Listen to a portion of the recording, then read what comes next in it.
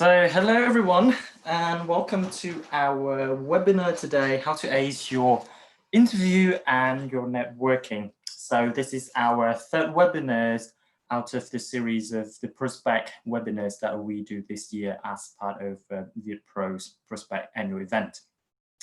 So I hope that some of you have joined us yesterday and today morning in our two previous webinars. So this is the last one. Say hello to everyone again. Thank you for joining us. So just before we get into the details of what webinar is about, interviews and all that sort of helpful hints and tips, we're just going to give like a 45 seconds self-promotions of introducing you guys who we are.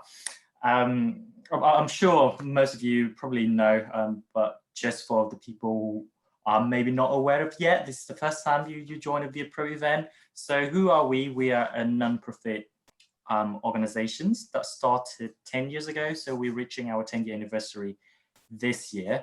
And our main objective is to really build a platform for the Vietnamese students and the Vietnamese professionals to really come together and to make useful connections and just hopefully do something amazing to give back to the community. And as part of what we do, as you can see here, we're working from, we have members, we have more than 4,000 members now over the past 10 years. So it's amazing. And we've got a representative from lots of different companies here, as you can see on the screen. And we have Prospect, which is probably our biggest annual event. So I remember last year we have about 200 people going to PwC office in London and have a really fun day together to just go through those different hints and tips of the job application process.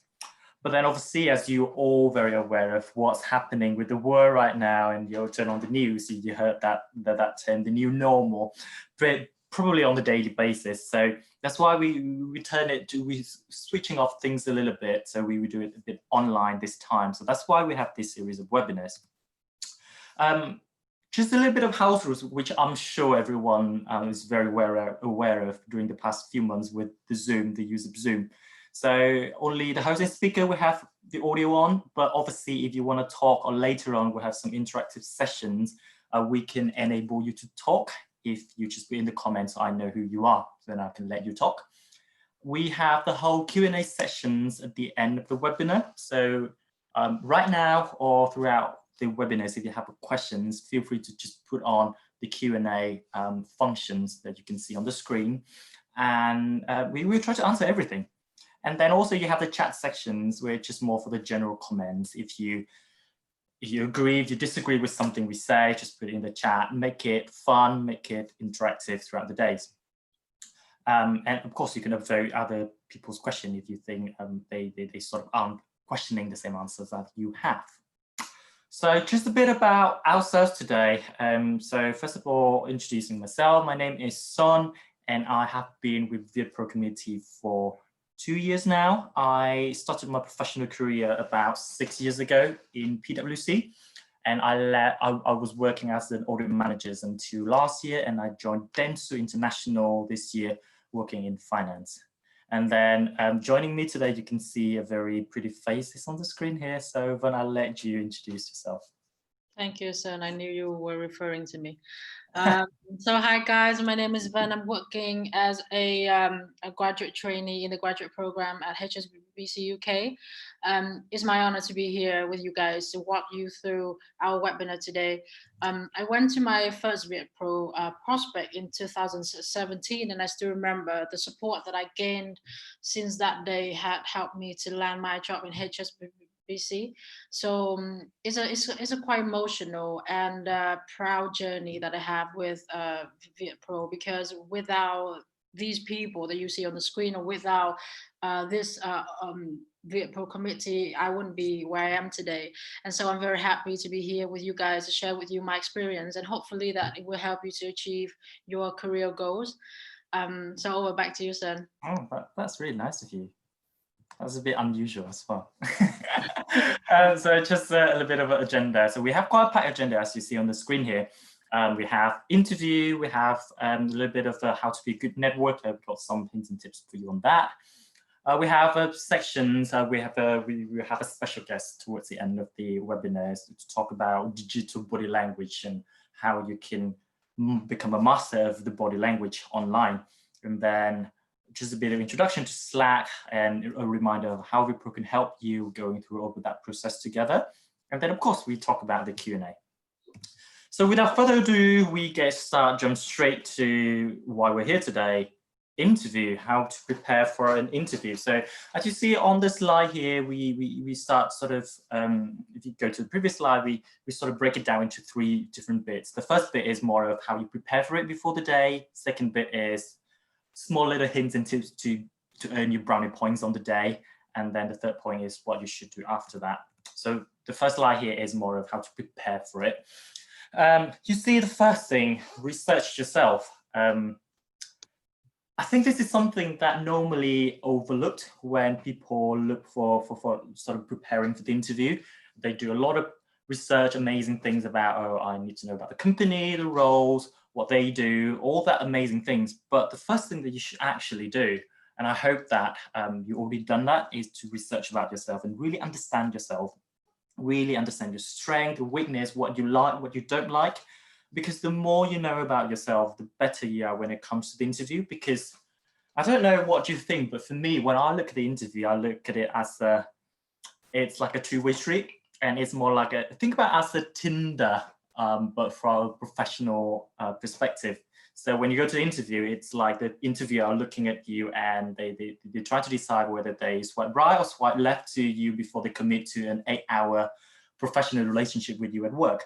So the more you know about yourself, and the things that I do, I think one of the very practical tips that I did is I have probably about 10 general questions about myself. So for example, what is my source of energy, what I like, what I don't like to do, very basic questions. And then I try to practice answering it on a daily basis. I look at myself in the mirror and I give myself 45 seconds and I try to sort of construct my answers to that sort of questions that I have every day. Because the more you do it, the better you are when it comes to do the actual interview. You can really, from the first minute, the first 2 minutes, you can really express yourself and you can really give that impressions, show off your personality to the interviewer. So that's what I did. How about, obviously, when you know about yourself now, a little bit more about research the company? Fun, do you want to? Yeah, so guys, it's a really good point that Sun made. The next step, I would say, after you find out what you like, what your strengths are, what your weaknesses are, the researching company is the next step that we should look at. So by researching the company, I mean, first of all, it's really important for you to know why you are applying for this firm and why you are applying for this role. What is it about this role, this firm that really get you to submit your application? So it's very important that you find out what the core values that they hold. So whether they are aligned with your values as well, whether you are someone who really enjoy working around people, someone who really value the diversity, rather than do you like to work in a role who you would need to work from, say, 7 a.m. to 10 p.m. Or do you like more flexibility around that? So that's really important that you research about the company as well. Another tip I would give to you is be honest in your answer as well. Regardless how much preparation or research you've done in the company, is really difficult for you to be able to know everything about them. So I remember back then, one of the questions that I had in my interview with HSBC was, so tell me, how do you think the interest rate at this time is going to affect the housing price? And then it was really difficult for me because I had no idea what the answer was. But before we do that, let's just ask the people in the chat, how many people know the interest rate now in the UK? I think people would know more than I do, you know. In the chat, what you think? I would have no idea. Oh, sorry. I have no idea. So how did you answer it? Yeah, so for me back then, I became a little bit like panic at that point, because it's like, what if I'm not able to give the answer for this question? Would they fail me? Would I not get the job here?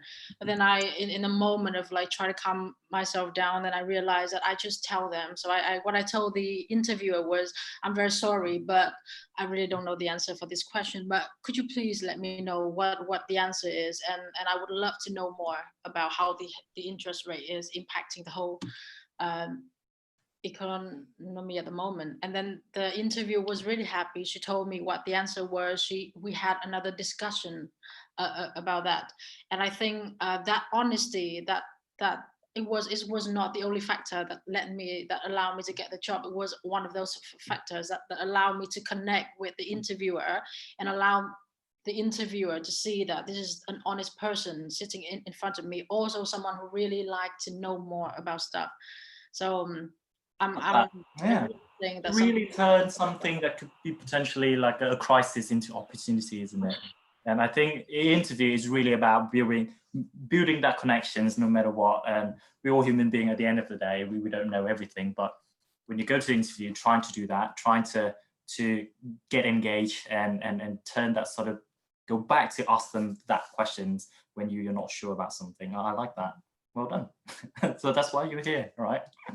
The master. You don't know. I don't know. Okay.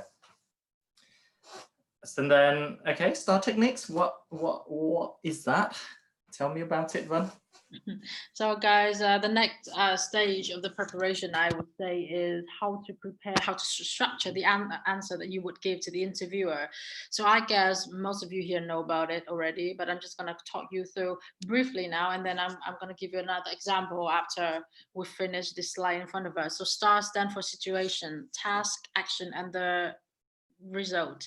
And by preparing your answer in a particular form, you'll be able to be more confident in You don't sound confident when you're saying be confident. yeah, exactly. So I remember back then, like the very first interviews that I had without preparation, it was really difficult for me, because even though when the interviewers come up with a question, tell me about your strength, tell me about tell me about a time when you had to overcome some conflicts in your team.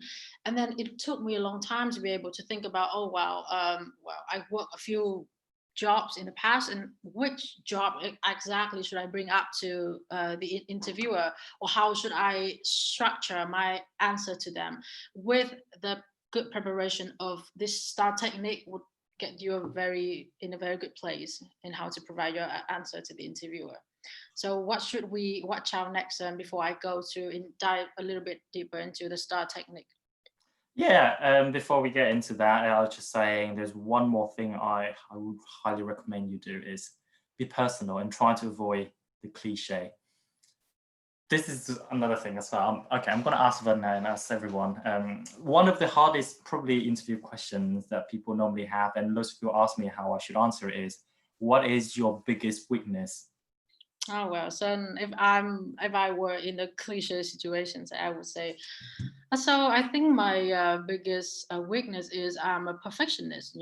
I think Sure, you are. I think I really care about how perfection look like to me. It's really important that I think in my daily tasks or in any company that I work for, I really care about whether I can deliver the best self or the best outcome for anything I do. So sometimes it stresses me out. Stop here, please. Okay, amazing. So you're a perfectionist.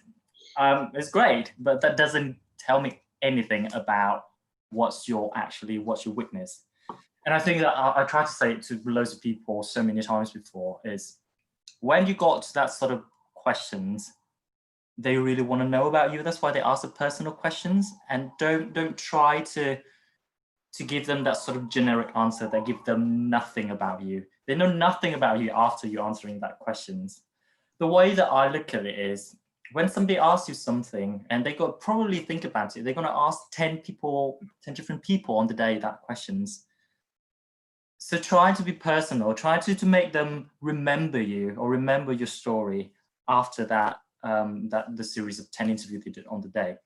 So as I say, go back to the original point that Van made, be honest, and obviously do rehearse and do preparations, but when it comes to that sort of personal thing, or when they really want to get to know your strength, your weakness, what you like, what you don't like, it's a two-way street. And the worst thing is just going to be giving them that generic answers that give nothing, literally no information that helps you at all to get the job. So please avoid that. Please put in the chat if you have some good examples when you get to these sort of cliche questions or answers. But yeah, so that's what I thought about it. How about star techniques then now? Cool, guys. Thank you so much for passing it over to me. So now I'm going to talk you through a particular example of how I apply STAR technique into my interview questions. So I remember back then, one of the interview questions that I had was, so tell me about a time when you had to face some challenges in your team and how did you overcome it? And I think this would be one of the questions that you may face when you go to an interview, whether for like an internal job or a graduate program, for example. Let's break it down into situation, task, action, and a result, right? So the situation here, I would say, in my last role as a team leader in my internship at PwC, there was a point in time when my team was short-staffed and facing a significant backlog of work. So the area director was setting really unrealistic deadlines, which was causing the stress for my team and myself and affecting the performance. So the task here is going to be describing the responsibility of the role in the situation. And what I said was, as a team leader, it was my role to not only to ensure my team met our deadlines, but also to communicate our progress to other departments and keep my team motivated. The action that I took was I set up a request process, including project timeline estimate to set better expectation to the director. I schedule weekly meetings to update him about my team's achievement priorities and the blockers that we face. Also, it helps to keep my team informed of the new processes so they could have some peace of mind knowing that the issues were being addressed at the time. Luckily, the result coming from this chain of actions was by providing more transparency into my team's processes and setting better expectations with the area director, we were able to reprioritize the team's to-do list and complete everything in our backlog. So I took these learnings, continued to do the same course of action in the next quarter, and we were able to deliver our project 2 days before the deadline and got very positive feedback from the leadership team. So that's pretty good. That was an example of me using a STAR technique here. So I would just try to emphasize to you guys that prepare the answer. That is something that I would have to note down myself. I would have to write out the question and write out the answer. So I have to memorize the example that I would use before I actually step my foot into that interview day. So what is the situation? What is the task? What is the core of action? And what is the outcome of it that you achieve from taking that core of actions? And that's how you show the interviewer your confidence and your skill set as well, and they will see that in you. How do you think about that, Son? Yeah, you're a star. I know, I like that, and I think it's really only one thing to add on into that is you do all the preparations. Obviously, you do all the STAR techniques, but when you actually get into the interview, don't sound too rehearsed. I know that everyone do rehearsals and preparations and trying to remember their answers, but don't come across as like a machine, like, oh, I will smash this question because I prepare, I learned about all of this. So yeah, let it grow into you and just like flow naturally when you answer these sort of questions. So that's one of the things. One of the traps that I made before as well is I learn by heart everything, and I'll be okay. I do everything STAR, and then it'll be good. But yeah, try. Don't sound too rehearsed. I think that's. I think one of the key point here, Son is right about it, in terms of like you would have many different questions in the interview that you may not have prepared from home, and it's very important that the rehearsing that we're talking about, the practice that we're talking about, is the technique, how you can answer every single question that come your way. So situation, task, action, result here means that whatever question they have to bring to you, even though you didn't prepare the answer for it, but you've already got the confidence of knowing this is the structure of the answer, how I'm going to structure it and give the answer to the interviewer, and I'm sure you're going to be successful.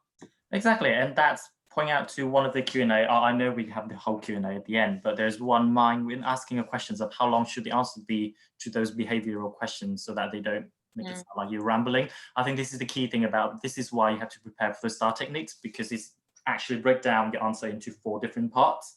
So then you just answer literally one part. I get 2 sentences for this to describe situation, then all of that. So I think if you prepare the start into the starting that you're not going to be able to ramble too much, because that's basically you've got like the bond of the sort of your answers. And I would say this is not a theory, but I would say don't make it more than 2 minutes. Anything less than 2 minutes like be acceptable, because the longer it is, it's just like they just start losing interest in your answers. I think that's what it is. Anyway, we can go back to that later on if you still want to talk about it. Online interview. What is it about nowadays? Yeah, so guys, it's interesting how we've gone through the past 8 months. I'm sure you all know from wherever you are at the moment in the world. We've been through, as Sun introduced you, from the beginning, the application process. We will go through, for example, a phone interview or online interview, and then you have the final face-to-face interview that we have. But I'm pretty sure that nowadays, in the COVID-19 pandemic war that we're living in, even that final interview, you might have to do it via a online form. And so today I'm going to talk you through a little bit of how we can prepare for an online interview. First of all, I'm going to touch on the background. So by background, I mean keep it simple. So keep it as a plain word, as plain as you can. The simpler, the better, because the interviewer will not be distracted. At the same time, that you will show how professional you are, how focus you have, like to focus on this interview or the person in front of you. I would say it is absolutely fine if you cannot have a plain word in the back of you. For example, what Søren have at the moment, can you see? He has like I think plan. It's quite nice. Or a bookshelf in the back of him. Really clever. And I think that would be absolutely fine. Yesterday I had like a video call with Søren, and I think his background was his clothes hanger in the back. So luckily he didn't really have any clothes hanging. But then say if you sit in front of like your living room, a very tidy one, that would be nice. Just try to avoid say backgrounds like if you sit in front of a bed with unfolded clothes, or in the kitchen with all the unwashed dishes in the sink. Those will show that how professional you are or how serious you are coming to an interview. Another thing I would say is how you dress up. So a very simple tip is imagine whether the person is sitting in front of you now. So the way that you dress up to show up to an online interview would just simply be the same as how you would dress up when you go to a face-to-face meeting with them. It could be less formal in terms of like you have to wear a tie and a full suit on, but be smart and be formal as well. That would be a tip that I have. Last but not least, it would be the angle, the lighting and the camera angle as well. For example, do my angle look good? For example, I think I give Søren 8 out of 10. I'm sorry, Søren. Impossible to get 10 out of 10 from Bun. But I think Søren has got his score up from like 6 to 8 today, because like for the past few days his lighting was a bit like dark. So today he's really made an effort to sit, I think, in front of his window or something that makes him like his face comes to light. And Søren, you have a very pretty face. You have to make sure that you show that, right? So position yourself in the middle of the screen. So I would say, let me give a live example. As well, I wouldn't do my camera this way because you only see half of my face. Or I wouldn't do like this because you can't really see the top of me. So I would say the perfect angle would be when you sit in the middle of a camera, and the camera should be able to show from the top of your head, or probably around like upper chest up to top of your head. And make sure that your posture is straight. And so that's a very like brief tips that I can give to you. However, we have one of our team members here, Chang. She would dive a little bit deeper into how you can use your body language into our online interview or even face-to-face interview. But for now, background, what you wear, and the camera angle, the lighting are the basic important aspect that you should pay attention to when you go to an online interview. Perfect. Okay. So this is the last slide for the preparation for the interview. The next one we will start talking about how you should prepare on the day, like to give you some sort of extra learning points.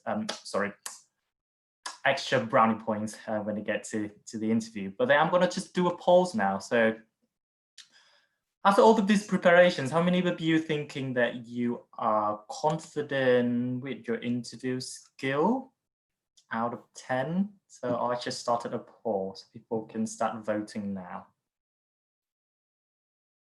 So we see, I give you 5 more seconds. Vân, what do you think?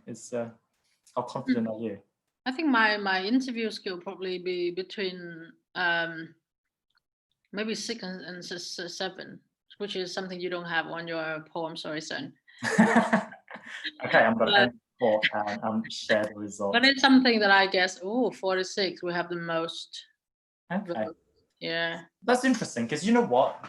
One of the things that I forget to mention before the call as well is, for me, I think I put myself around a strong 7. And the reason I'm saying why we do these webinars, and then normally when I read the description, sometimes people refer to me and Vân as a speaker, but by no means we're for me, when we talk about a speaker, it means that someone who's quite professionals in the sense of doing they have some expertise when it comes to like interviewing. But for me and Vân, it's more of, we just do so many interviews before and we failed so many times before. So we just got all of this sort of failure experiences that we want to share with you guys. So by no means we're a pro now, by no means we're a 9 or a 10, but we're getting there, and we just want to share with you so that even next time if you feel a bit better, and hopefully you don't feel the same way as I did, because I can share with you the tips that I learned along the way, and we can all learn together as well. So make it as a learning point together. That's why I try to encourage everyone to put in the group chat your experiences as well. So make it interactive, guys. That's really the whole point. I try to do that poll. And then I know lots of people are not too sure, not too confident. I'm not saying after this webinar we're going to be completely smash it. Everyone's going to be a 7 to 9 in terms of confidence, but hopefully we hear some stories and then we feel a bit more inspired and we can all improve. Okay, so after you do all the amazing preparations and you're so ready for the day, so now this is just some very small hints into, I'm just gonna go through quickly some tips to help you on the day. So the first one, schedule the interview for Tuesday at 10:30 a.m. Why is that the case, Vân? Can you guess? Can I do like 10:29, or it has to be 10:30? All right. Yeah, the idea is a Tuesday morning. Why is it? Okay, guys. So I guess let me make a guess. I'm not sure if it's correct, but I guess from my personal experience, for example, if it's like a Monday or a Friday, Monday is a day that I've just had my weekend, so my head is still more leaning toward that weekend I've just had. So say Friday, for example, would be a day that I'm very busy finishing off my work, what I have to complete for this week, and then heading home for the next for the weekend, or someone's waiting for me at home. So for a Tuesday at 10:30 a.m. is the time. It's not too early, not too late, where your energy is still high. So the interviewer would have that focus, and they will be able to spend that energy and that focus on you. So is it the right question that yeah, that's what I was trying to say as well. So well done, Vân. But if you don't have option, if they saying it's a Monday 9 a.m., don't argue with them. But if you've got a bit of options, then just think about a bit of psychological effects of human being, as we all are. Tuesday, or like any day like Tuesday, Wednesdays, like midweek is always good. And then don't do 9 a.m. because it's like you are the first person. So then you tend to be quite grumpy in the morning. So I would say 10:30 a.m. is a really good time to do the. Yeah, guys, I think Sun is talking about his personal experience, because Sun tends to wake up like 8:55, right, and then log on. Right. So we're not here to talk about that. Anyway, next one. Okay. Treat yourself and trust yourself. This is on the day. One of the mistakes. This is why I'm gonna start telling you about my failure experiences. Is I tend to get like really nervous, and then the night before, I would like going through all my preparations and start panicking because I was like, oh, I still got this, I haven't remember. I'm very nervous, this technical question will come up. You know what, it's exactly the way as you do the exam. The night before, relax. And then the morning of that interview, try to treat yourself something nice, some little things like go to prep, get a coffee, make sure you eat a really nice breakfast as well. And just look at yourself in the mirror and be like, okay, there might be things I don't know. There might be questions might come up that I might not have the answers, but I need to trust myself, because the moment you trust yourself, you get that sort of self-confidence within yourself, then you can start spreading that positive energy to everyone in the room, including the interviewer. So it's really important, that sort of mental game that you need to sort of, I think it's really difficult to say it and completely do it right from the interview day one. But the more you do it, the better you are in terms of trying to become more resilient and become more confident when it comes to the interview. Yeah. So a nice thing, I really completely agree with you on that. Like just really like touch on, the internal conversation that you have with yourself throughout the process, just not just even before or on the day, it's just throughout the process of you applying for a job.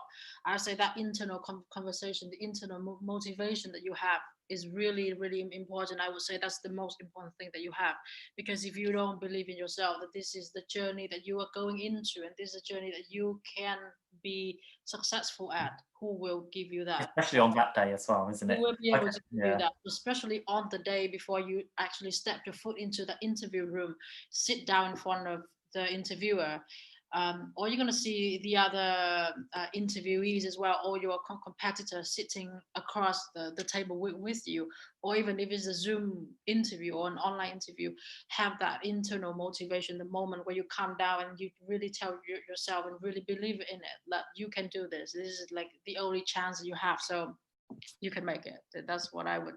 Yeah, another useful tip is do that 3-second rule or like 5-second rules before you enter the interview. You just like take a deep breath, 1, 2, 3. So that's to give you that sort of strength and confidence to help you prep for the challenge. This one we often talk about. Don't be afraid to say I don't know. Be honest. This one, okay. Don't be too early. This is another mistake that I made. Is I would get to interview like an hour before, and I just get really nervous at the receptionist, just at the reception, waiting for my interview. And you don't need that stress again an hour before. I would say obviously don't be late, be on time, but 15 minutes before the appointment, I think is a good time, because that's sort of sufficient for you to obviously to get into the mood of the interview. If you travel far, and then let's say you arrive to the place about an hour, 2 hours before, that's absolutely fine. That makes sense. But don't get to the office that early. Maybe try to get a coffee, go somewhere, just waiting for it, rather than just like you and yourself and the reception, just with all that stress. Just don't do that. And of course, it's not the end of the way if you're late. Of course, it's not ideal. It's not a good thing. But then I know so many times, we're a human being, and if you explain to the person, either the HR or whoever interviewing you or arranging your interview, okay, I might be 10 minutes late for the interview because of this, because of that, you let them know in advance, then again, they can understand that, and they can probably understand and forgive you if you have a proper explanation, right? So then, as I was saying, don't sound too rehearsed. We talk about it, be personal when it comes to it. You do all the good work, but this is the really time now to do a good presentation, even if it's something that you learned by heart so many times before, and you can answer it in 1 minute, but try to flow it naturally. I think that's the way that I would say. Follow up after the interview. Okay, what do you think about this, Vân? Okay, you finished your interview. Do you normally send a follow-up thank you note, Vân? I would say there's a really fine line between sending like a message follow up after your interview. It really depends on how you feel after that interview. So whether your connection with that person is worth sending that follow-up message after the interview. I remember when I finished my interview with a HSBC recruiter, I would search her name on LinkedIn and drop her a text saying like, thank you so much for the experience today. I've learned a lot about you and the company. I really hope that I will have a chance to see you again in the future. And by saying that, the interviewer would, first of all, they feel like, oh, she's really interested in, she had a good time with us. It's sort of like a nice feedback that you gave to them. Secondly, when you say, I really hope to see you next, it's just like a hint when you tell them that I really hope that the interaction went well and really hope that I'm going to get this job so that I can see you again in the future. But obviously, it really depends on how you feel after the interview, whether, because I felt like I had a really good connection with her, the interview that I had. So that's the reason why I did it. Otherwise, if you go to an interview and then you feel like, well, there's something that I made like a lot of mistake, just simply because you don't feel like you have to do that follow-up message, you don't have to. There's no. Yeah, I think it's the suggestions for you guys to think about it. If you think you have a good connection, do it. I normally do about 50-60% of the time when I do the interview. So again, this is not a rule, but I think something you could consider. The next one I think is feedback is so important. It's all about continuous self-improvement. As I was saying, I failed so many times, but the only reason I start learning from this failure is because I get feedback. You can always ask for feedback from either the HR or from the person directly interviewing you after the interview. So they might deliver you a bad news and all you want to do is just forget about that interview, forget about that day. But actually the more important thing is you ask them what went well and what didn't go well.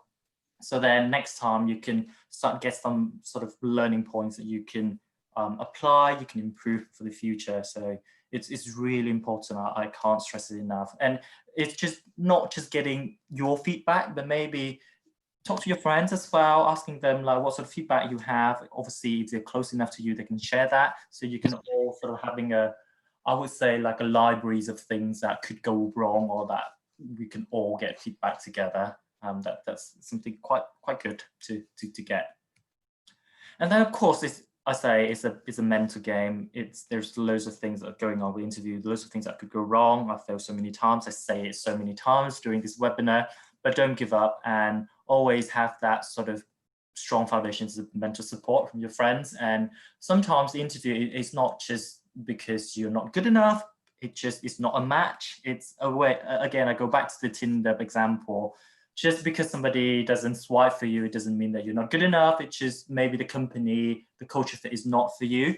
So just think about that and just move on. And remember, we're always here for you to hear about your success, but also your failures as well. So we're a big family. We're gonna be there in support for you. Okay, so time flies. So now we move on to the next bit, which is about networking. I know I saw in the Q&A there's so many other questions about the interview, and we definitely want to get to answer all of them later at the end. But then now we're just talking about networking. Before that, I'll just do another poll for everyone, and it's going to be very similar to the first poll, which is just to say how confident you are with your obviously with your networking. So I'm just going to quickly do it now. Launch the polling.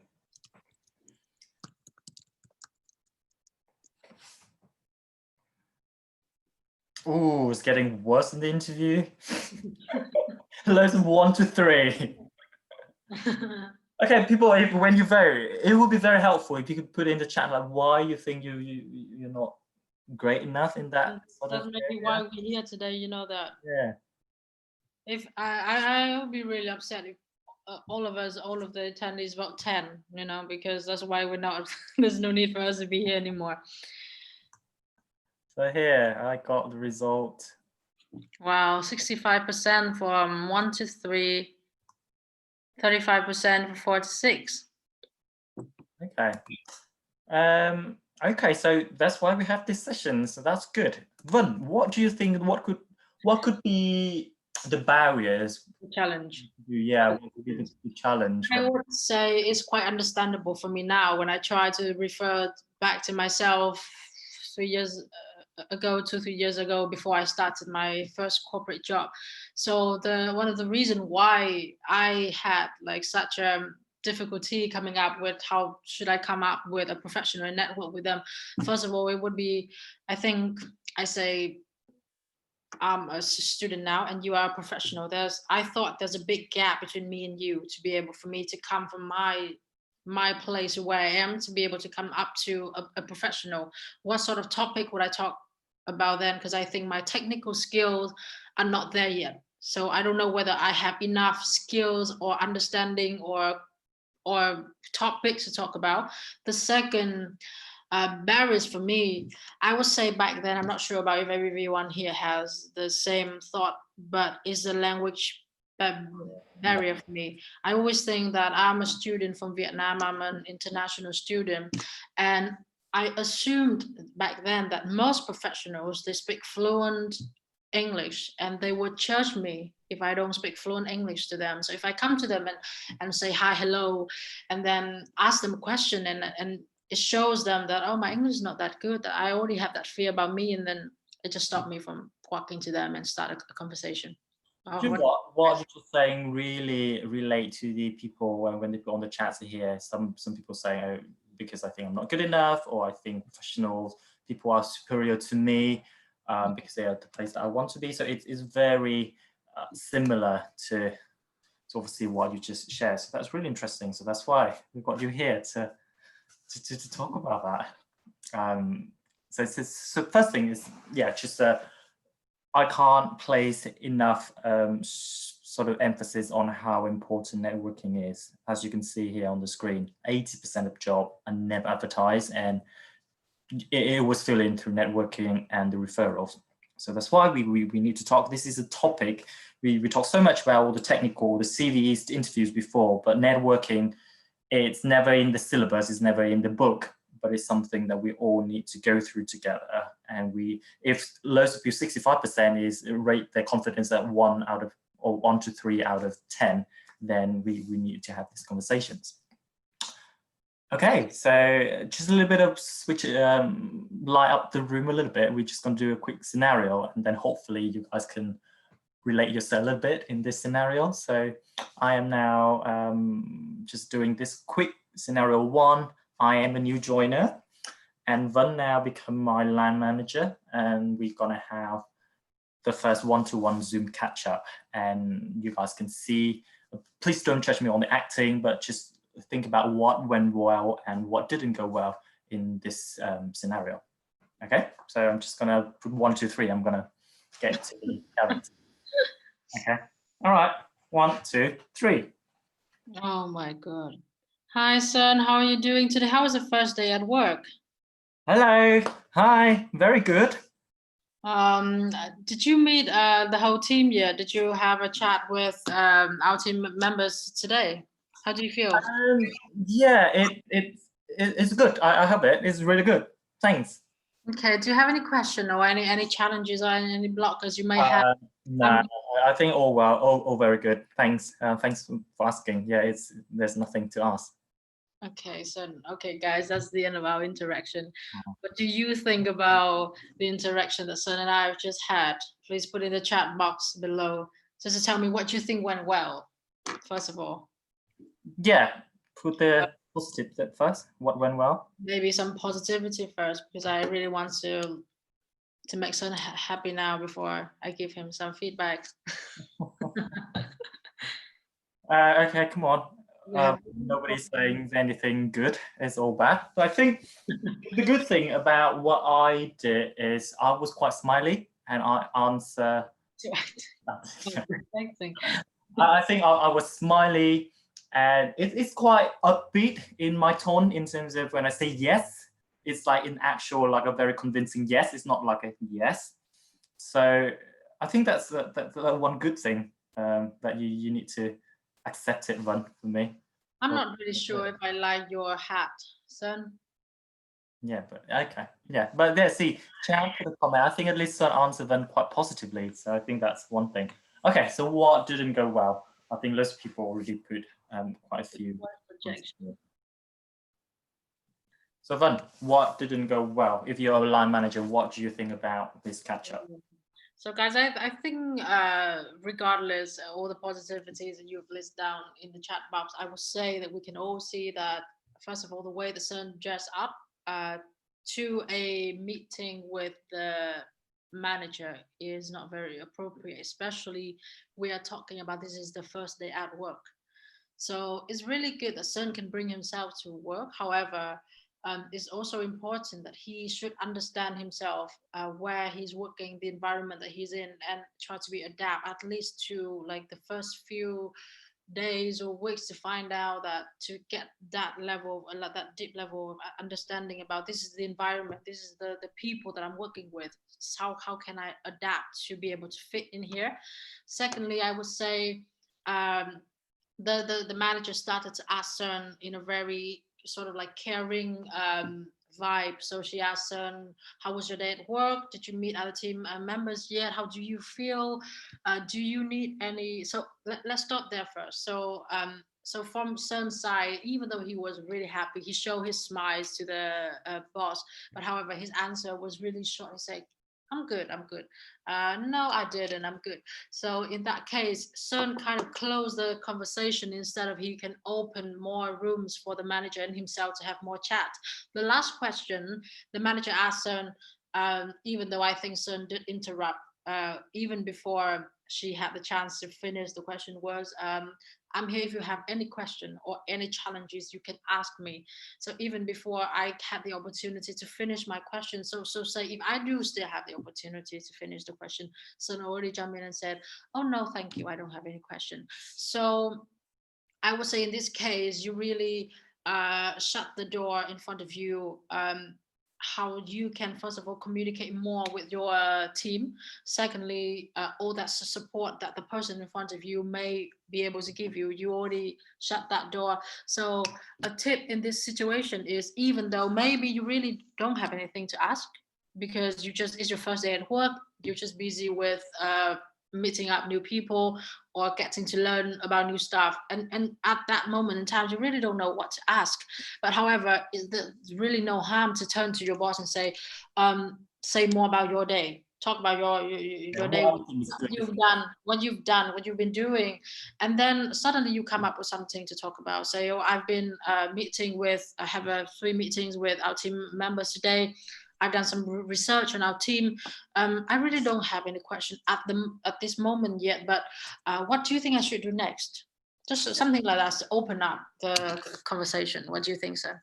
Yeah, that's really good. I think we have the whole, I prepare a conversational starter pack for you guys later on at this webinar, so we can talk about how to have an open questions to everyone, and that can apply to literally every single situation.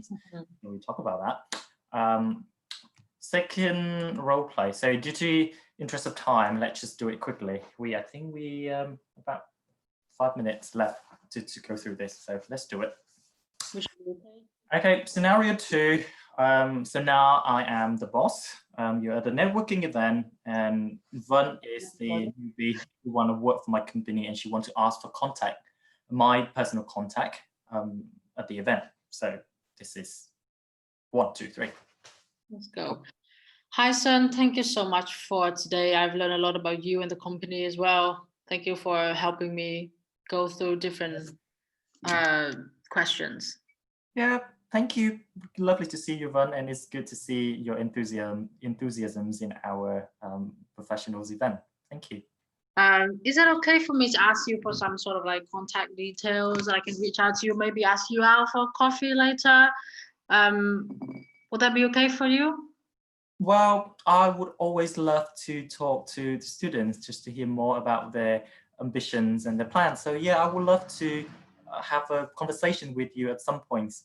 Is it okay for me to ask you maybe for your Facebook or Instagram or your Snapchat if you do use it, or maybe your TikTok?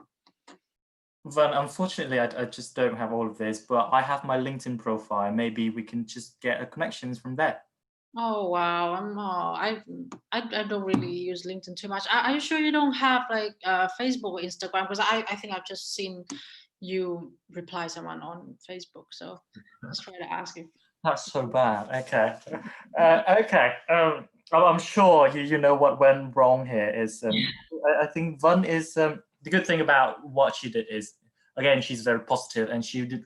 I think it's quite a big confidence for someone to approach a senior person and saying, I would really love to keep in touch.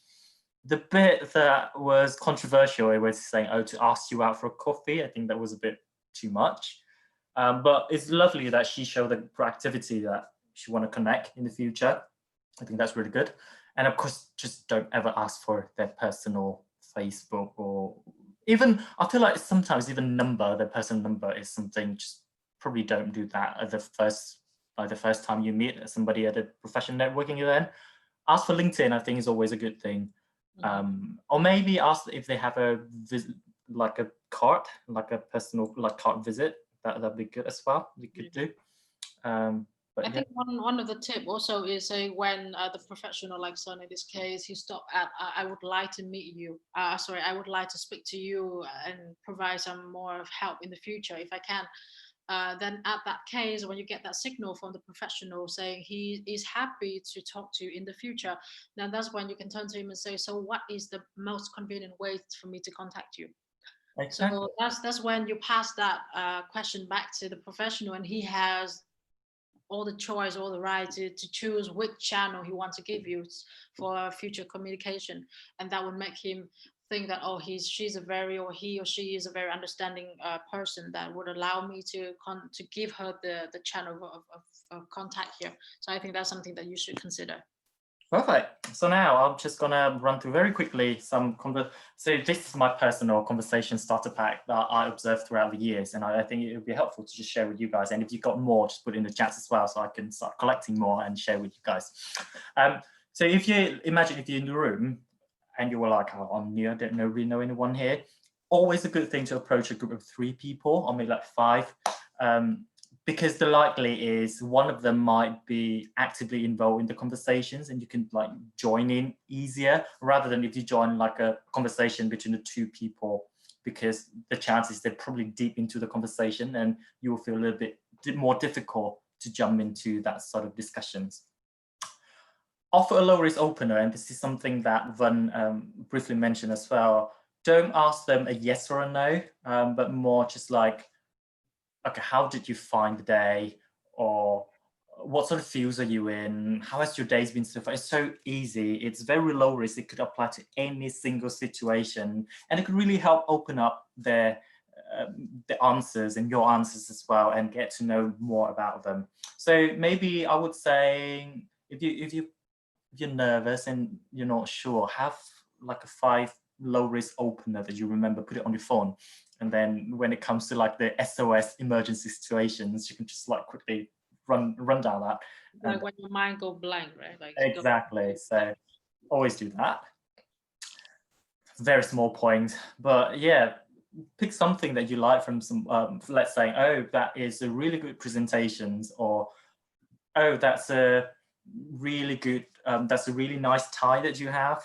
It's just something very small can make them smile, and then again, build that connection straight away. It's a good way to open up conversations as well. And then, as I was saying, this is I'm probably stating the obvious, but show the interest with the conversation. Don't just talk to them and then your eyes are actually looking at somewhere else, or you just ask the questions for the sake of asking it without actually following up, listening to them. And as I was saying, try to ask open questions. And let's say if they're telling how challenging things are with them, be a bit more specific. Oh, I'm really sorry to hear that. How do you manage to handle it all? So that sort of things, just to show that you're very understanding. You really want to, you really love listening to what they say, rather than just be like asking a question and just leave them where it is. So that's a bit pointless, isn't it?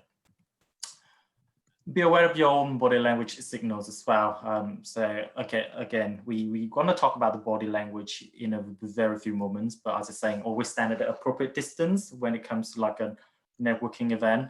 Show that you're listening, just like knock, or just like your eyes just like actually looking at them rather than looking at somewhere else. that always be some sort of a good body language signals. And then, of course, if you need to go somewhere, if you need to exit, then look at this. This is something that I did that you could do, is make an honest getaway plan, schedule time to follow up. So maybe just saying, oh, I really need to run to somewhere else, but it was lovely to see you. And I think it would be nice to connect with you on LinkedIn so that we can keep in touch after the event. So here, as I was saying, create a springboard for future relationship. Just some of the things that I put in here, actually like the exact sentence that you could use like a template. Maybe it helps you to sort of do that as well. And I know that I'm running very quickly on this because this is something quite personal actually. And it just more give you a bit of a flavor, a suggestion. But then the more you sort of prepare yourself, because networking, of course, somebody is very good naturally, but the other people, they can always practice it. The key thing is just you have that idea in your mind and you prepare for it. And then if you have that sort of cheat sheet, the template that you have in your mind, then it could apply to anywhere. And it doesn't matter if you're introvert, extrovert, your language is not great. Networking is not really judging you about that. So don't worry too much. And then, of course, online networking is a bit different from what we just say. You have all that amazing things, LinkedIn, Zoom, Pro, Slack, VietPro, Slack, Facebook, that sort of things that can help you. But it could also be a bit more different. It could be more difficult to build that sort of connections. So that's why we have these sessions when it talks about digital body language. Because you all know how important it is for body language, isn't it? But digital is a bit different because it's like online. So for sometimes I find it so difficult to create a connection with someone if it's like a Zoom call. Like, how can I just say I'm actually listening? I'm really interested in you. So that's why we have these whole sessions here, and we by no means an expert. So that's why we have a professional in this sort of things to do that, to join us today. So Chang, are you there? Of course, I'm waiting. Hello. Hello, how are you?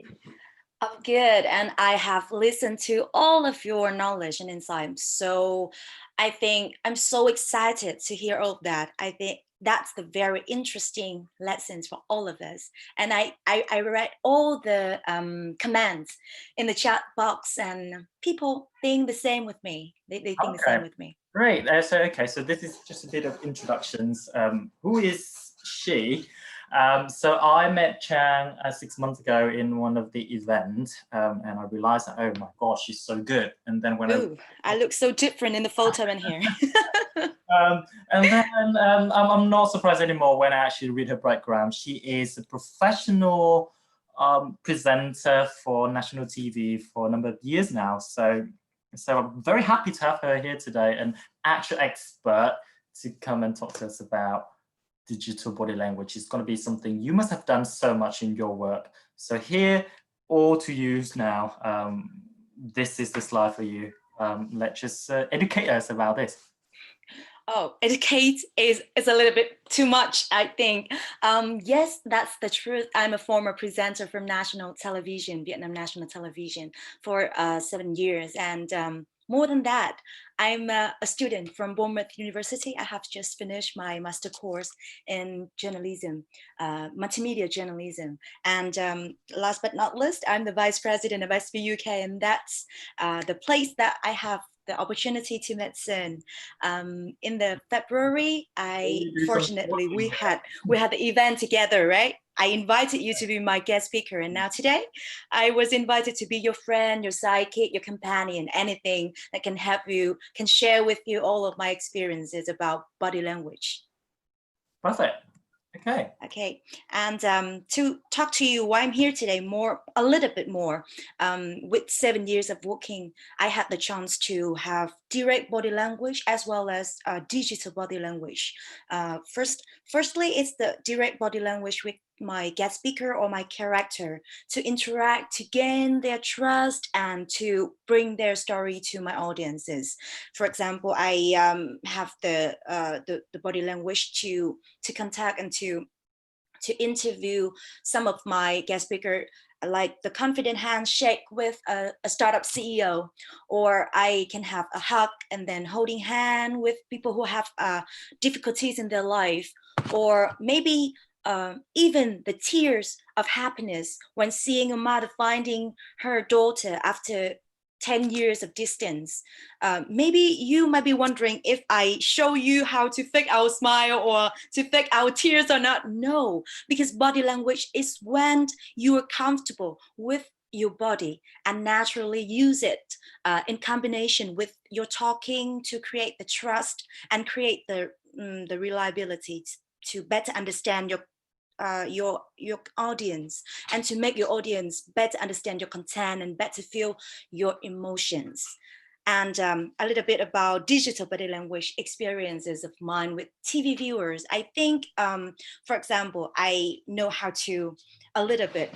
I think the experience to use the hand in the safe area like this, in this area of the screen that we have, and maybe some experience to know how to look at the camera, like look at a real person, to talk with the camera like we're talking with a real person, with emotions and with the empathy.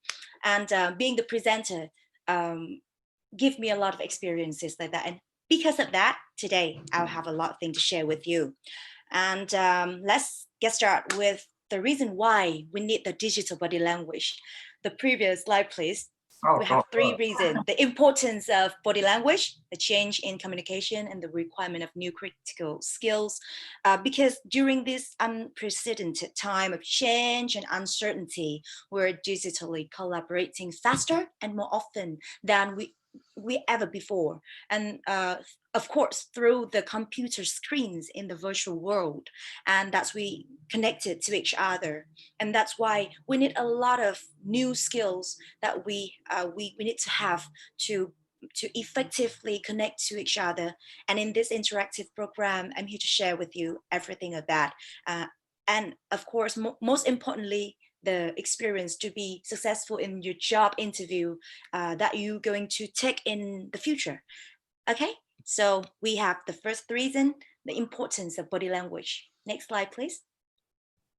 So you can see here we have three criteria for the perfect communication. First is the language. For example, I will give you the instance of my being a presenter on TV. On the TV, I will use the different language, different vocabulary. For example, warmly welcome everyone to the VTV's International Children's Festival 2019. That will be the former thing that I will say, I will speak on the TV. But here today, for a very casual occasion, when I talk to young listener of my young audiences, I would tell you this way. More like me, more personally, more casually. And next is the tone. 38% for the tone. For example, when you talk to introverted person, you will keep calm. You will talk in like a lower tone, and you will talk with a lower speed. But if you talk to extroverted people who like socializing and interacting continuously, you will have another tone. And that's the way you choose the tone. It's a very important thing in talking to each other. And the last but the most important thing is body language. Let's take a very simple instance for this. Talking to a baby, you will never get their attention or make them laugh if you're just talking to them, right?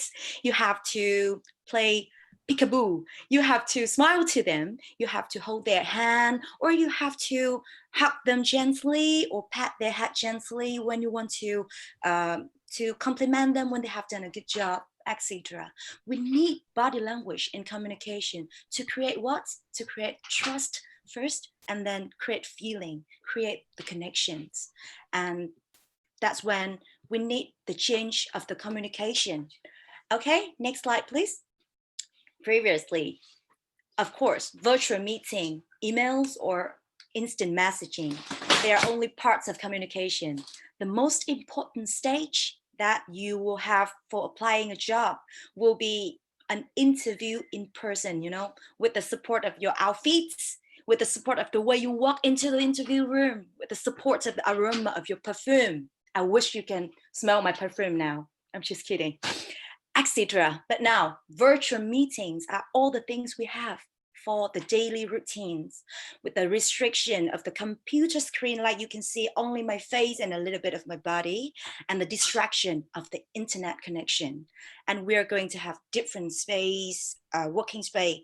The interviewer will never know that you got a cold, you are very tired, you had a long day with your baby, or simply you did not have a good mood in the day that they talking to you, they talk to you.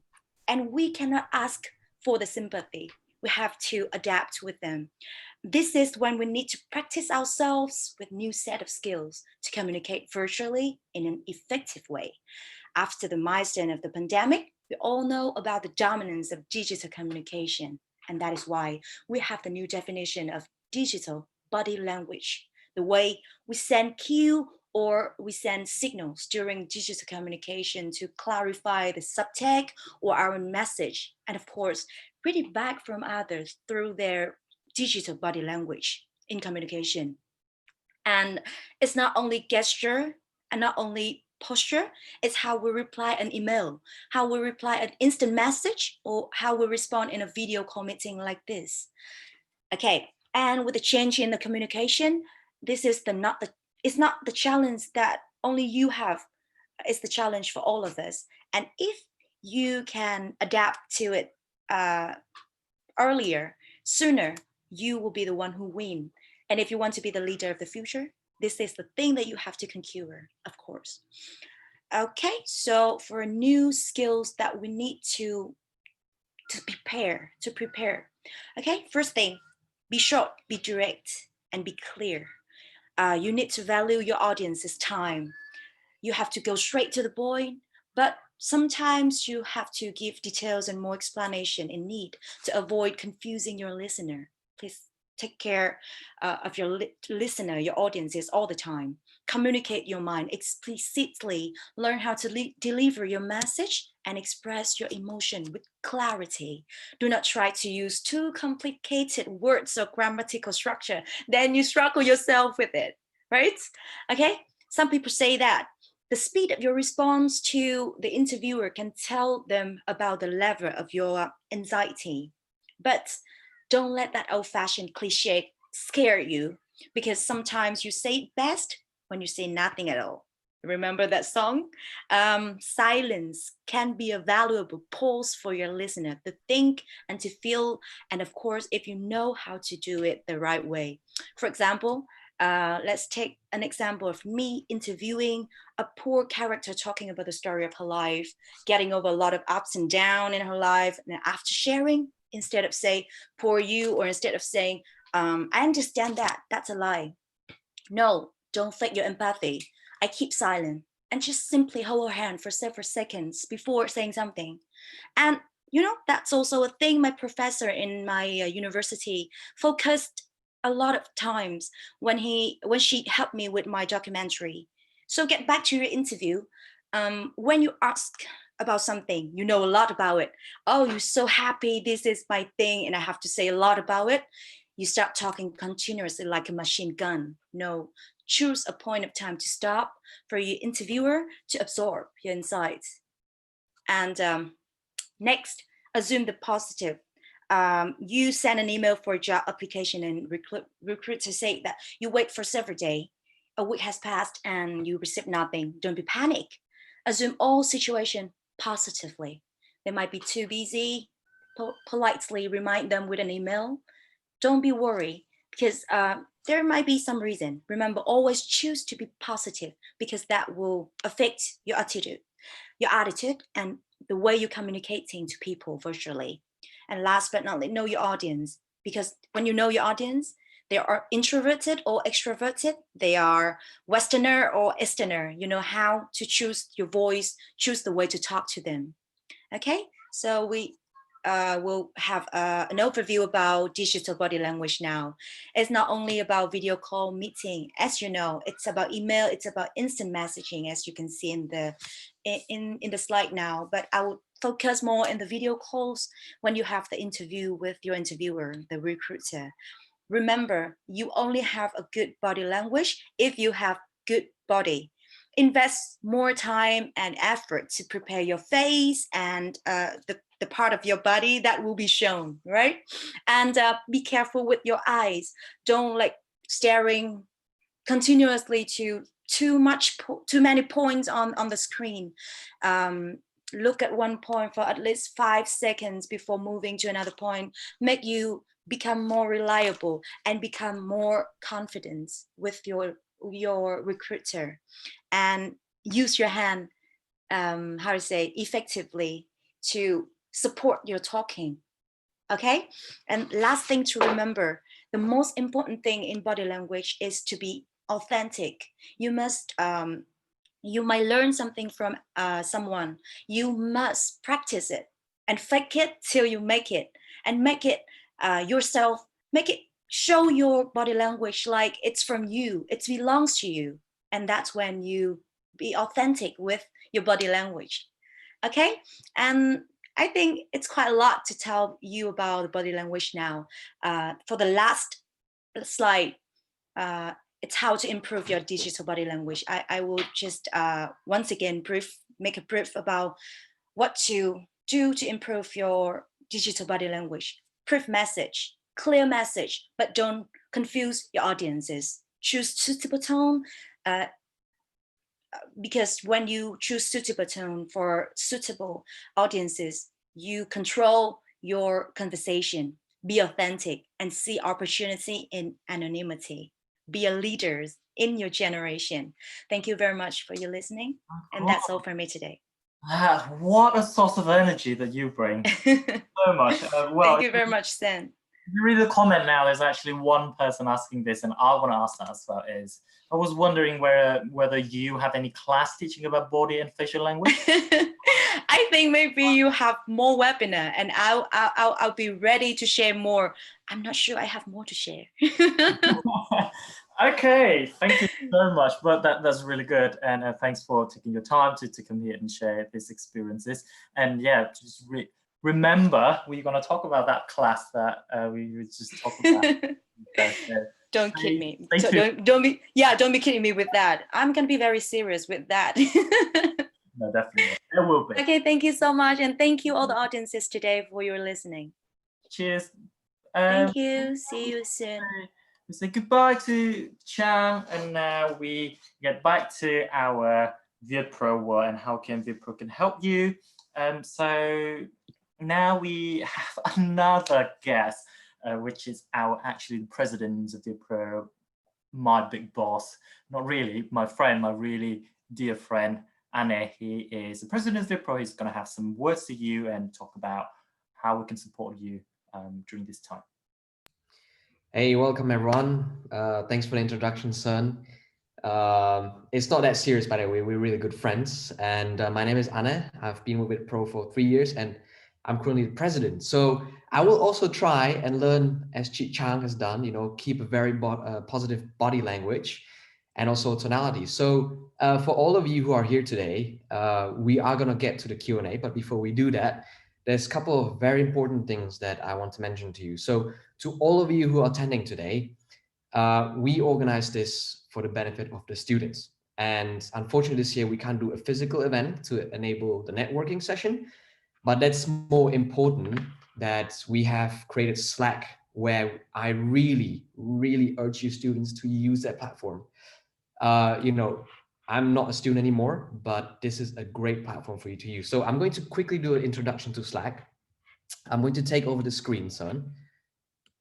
And so you should see my screen here. And basically, Slack is an instant messaging tool for companies and for startups, but it's a great way that you can interact. So if you haven't joined Slack, make sure that you do. We have sent out details for you to join. If you haven't, then please reach out in the chat. But when you join Slack, what you can do on here is you can actually, when you join, please make sure that you upload a picture of yourself. You also mention what you do as a student. And the amazing thing that you can do here is that we have actually asked all the professionals to actually give their time for you to connect with them. So what you can see here is when you join, comment, say hi, mention who you are, we'll say hello to you. And then depending on what industry you're interested in, make sure to join it. And in here, this is where you can put in your questions and anything that is burning on your mind. One thing I have to really stress is that there's no bad question.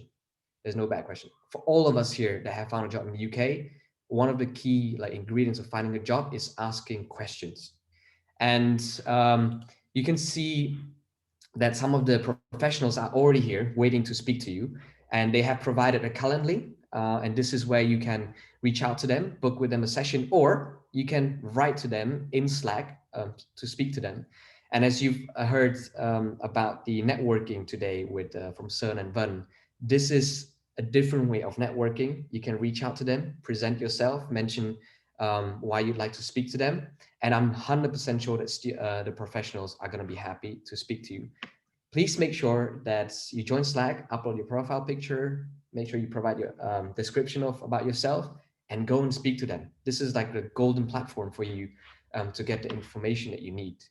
Now, let me quickly jump back. I'm going to quickly say that, yes, and that's it.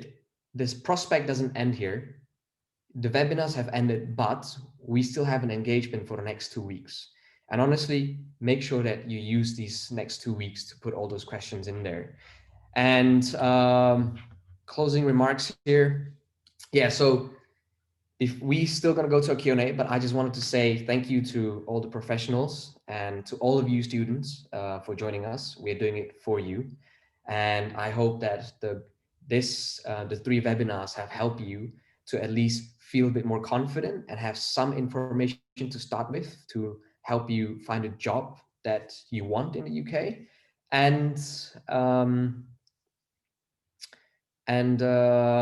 Yeah, make sure that you reach out to us on Slack, and I'm going to pass my words back to Søren and Vân. Perfect. Yeah, so that's everything we have to say.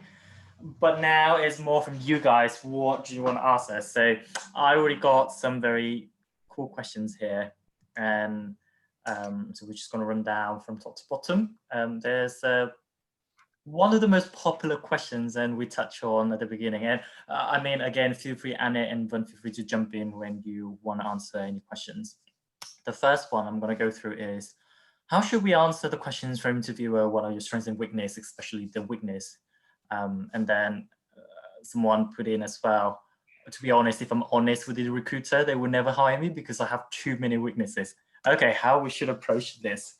I have some idea, but I'll let you guys talk first, and then we can have it. You want to go first? Yeah, sure, and we can go first. Oh, First? I mean, you can go first, Vân. Who? Sorry. Go first. I think we spoke about this question earlier a few days ago, right? And Søren provided some very good tips. Yeah. Okay, so I'll go first.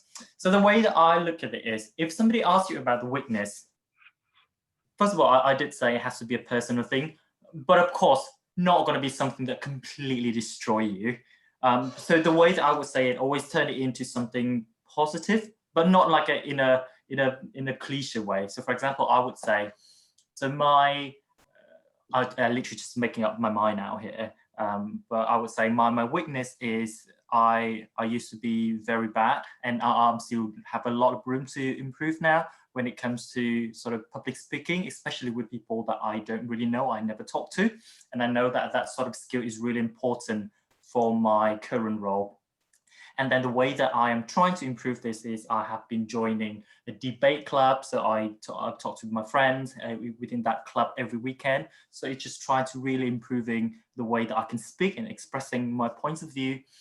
And then I think the reason I'm saying, when you say the weakness, is not just about the weakness, but it's how you're very self-aware of that, but also how you're planning to improve on that.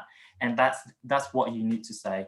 So obviously they're going to fail me if I was just saying, oh, I'm very bad at presenting, or I'm very bad at public speaking. But they will appreciate it if I say, I appreciate how important it is. And I know it's my sort of something I need to improve on. And this is what I'm doing. And this is what the role is going to help me to further improve that skill.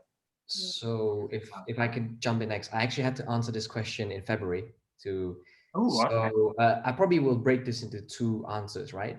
How do you identify your strengths and weaknesses? What helped me is I actually sat down and I tried to look at my previous experiences, and I actually have a blank paper and I write it out. I don't even think in detail each of my weaknesses or strength. I just write it out so that I'm aware, okay, these are my strengths and these are my weaknesses. And then you, depending on where you apply, you can choose the strengths that you want to speak about and the weakness. So one example, in February, my hiring manager asked me, so what are your weaknesses? And I was applying for a product management role. So I would be working with engineers and designers on a daily basis. And I've told them that, one of the aspects that I feel is a weakness of mine, but I've been working on improving it, is to understand the technical concepts and do some bit of coding. This is an area that I believe is very important, because by working with engineers, I want to understand what they're speaking about, and I've been investing my time into that. So this is an area I definitely want to improve on. And I just kept it really brief, to the point. If they want to ask me more questions, they can. And most of the time they will listen to you, or they might even provide comment to you. So in my case, they were like, oh, don't worry about that. Like, this is something that we can help build when you join us. Yeah, and I think it's always very good to bring a bit of a sense of humor. Don't be afraid to bring a bit of sense of humor into that as well. So I used to do one interview, and then I asked him, okay, what's your weakness? And you know what? He started off with saying, oh, I drink a lot of tea, and he started like drinking the tea. That's like a really good way to just like really break up. That could be a very intense questions and answer to do. And then obviously after that, he can start getting through into the answers. But don't be afraid to just like shake things up a little bit and show a bit of more human side of you as well. And Vân, you got that examples about being late, isn't it? Yeah, so I would I had a friend telling me about, like, she was half an hour late for her interview, and then luckily, obviously, like, she did text or email the company saying, I'm sorry, I'm stuck in traffic on the day. But however, when she came to the interview, luckily they still waited for her and let her start her interview. And then when the question came up, what was your weakness? And she said, my weakness is time management, which you can clearly see that I have been late for this meeting for half an hour. I don't really recommend you guys to do that. But however, it's a great example. Sơn and Anne have told you about how to answer the question, or what sort of example that you can have. But I was trying to emphasize here that understand why they ask you this question. Where do they come from? What the reason why they want to know your weaknesses is, first of all, they want to see whether you are a good fit for the role that you're applying to. Secondly, they want to see that what have you done to overcome the weakness that you have. Are you aware of what weaknesses do you have? And they want to see the process of how you come from being weak at this sort of skill to now, or are you willing to overcome it? That's all they want to see. So I guess, like Sơn, like Anne said, prepare. This is a sort of question you can prepare beforehand when you come to an interview. So why not do that? Think clearly about what your weakness is. What have you done about it? How do you want to make your answer sound like it really complements you as a person, as a whole? Yeah, that's what I could say in this to answer this question. Shall we go to the next one? Yeah. So the question is, when they ask you, do you have any question for us? What are the good things to ask them? Is it bad if I do not have any questions for them? I volunteer to answer this. I was like, Sơn. Because I think, yeah, I would say one of the things is bad if you saying you have no questions for them.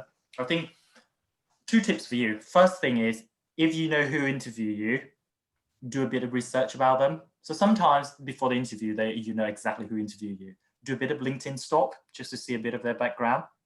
and then start building, as I was saying, go back to the questions of start building that connections. So I used to have an interview with someone who used to do a secondment in America. And during that interview, I started like bringing up about, oh, I really enjoy diversity, working in international like environments. And then suddenly he was just like, yeah, I have that secondment in the USA. And I was just like, oh, that's really cool. And then we start talking about that as more like a discussion point. So I think if you know the person, you know a bit of their background, it is really good to research about them and start asking them, tailor your questions about the background and how that impact you, how does it relating to you. And then also more questioning, feel free to ask questions. I think questions about the culture fit or like more like a social events, that sort of things is important as well, because that helps you to know what your company is like when it's just not just about all the technical or the work, but is always a very low risk question to ask is, oh, so how many net social events do you have every month, or how is it like outside of work? I think it's something you can definitely check for it. Is there anything else? I probably will jump in here. I think this part is for me, is one of the most important parts where you can impress them. So at my interview in February, what I did was I actually researched the company. So like the questions that I have, but I can find the answers online, I don't ask them. I actually try and look in a bit more depth. What are the information that I can't see based on the stuff that they post online? And what I do at the interview, I actually tell them, so I've done research and I've read this and this. From what I understand, this is like, I explain the situation and I say, I'm actually curious to understand what you guys are doing about this and that. So what you do is like, you lead in with a bit of like context of explaining what you've researched, and then you follow up with a question. When you do that, it's absolutely clear for the interviewer. They can see that you've researched them and that you are asking a very thoughtful question. A lot of times when I'm interviews or hiring managers, it's a pity when I can see that the questions are very generic. And then when someone asks like a very deep and thoughtful question, I'm like, okay, this person has done great research on us, and this question is like amazing. So I actually think that this is one of the best places where you can impress them. And just probably quickly answering on Chang, can I ask them for some feedback about my interview at this part? I don't ask them there, and it's not sort of like a best practice to do that. You can always ask them, as a follow-up via an email. And another part of the question is it okay to ask about salaries and benefits? What are your thoughts on this? I would say I assume all of us here, all of you guys attendees here are students. So this is somehow your first job that you're going to have.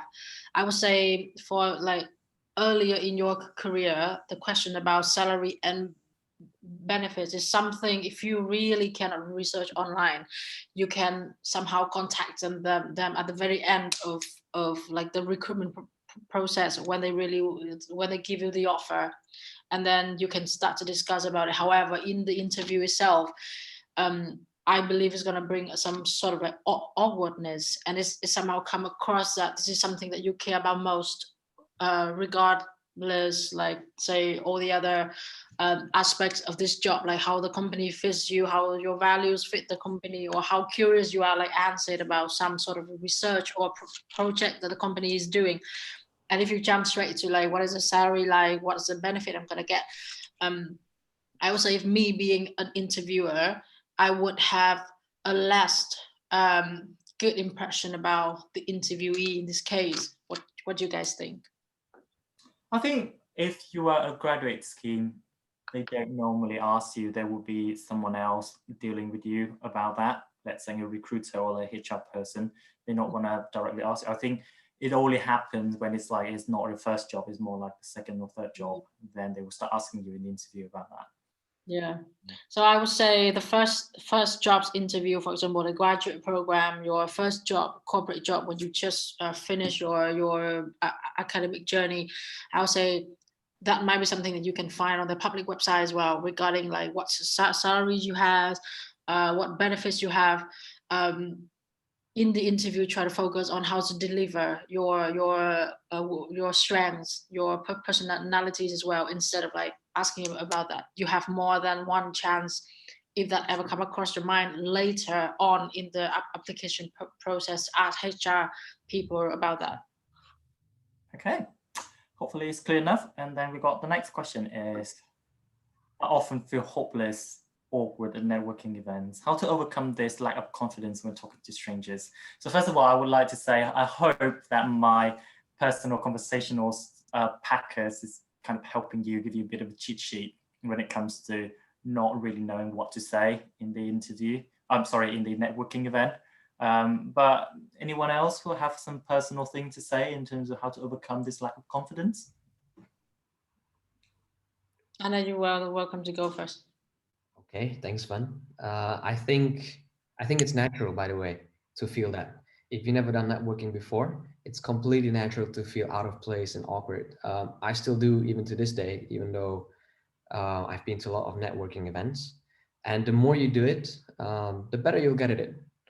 And I think that probably as a starter, if you sort of like practice at home before, just like you know, how to introduce yourself and then ask the question, that will help, because you're not sort of like improvising at a networking session. And another thing is, one thing that I kind of like felt quite shy about, so in the past, and I still have this when I go to networking, and I know that there's a barrier that I just need to smash over, which is, how do you go and just approach that person?